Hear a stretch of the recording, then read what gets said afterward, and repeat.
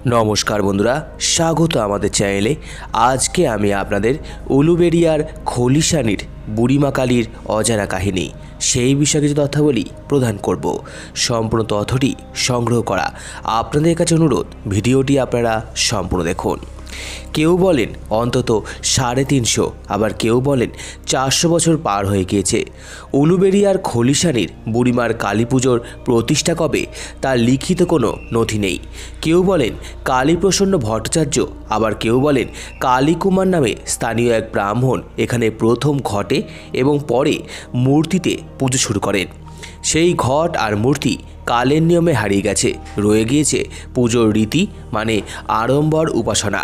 कथित आछे देवीके स्वप्ने देखें आमतार बासिंदा कालीप्रसन्न, सेई मतो तिनी खलिशानीते एसे श्मशानेर मध्य बेलगाछेर नीचे माटिर घट देखते पान।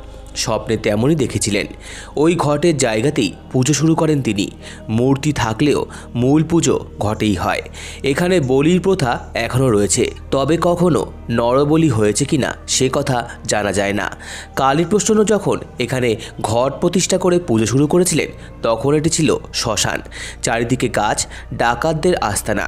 তাই কালীপ্রসন্ন প্রতিষ্ঠিত দেবীর পুজো একসময় ডাকাতদের পুজো হয়ে ওঠে।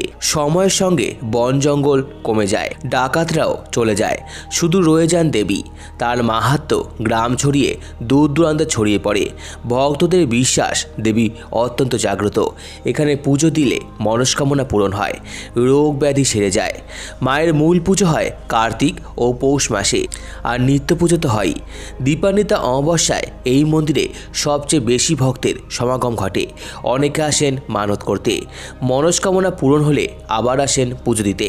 খলিশানীর আশেপাশে এখন অনেক জায়গাতেই কালী পুজো হয়, তবে অন্য কোথাও পুজো দেওয়ার আগে ভক্তরা এই মন্দিরে আসেন পুজো দিতে।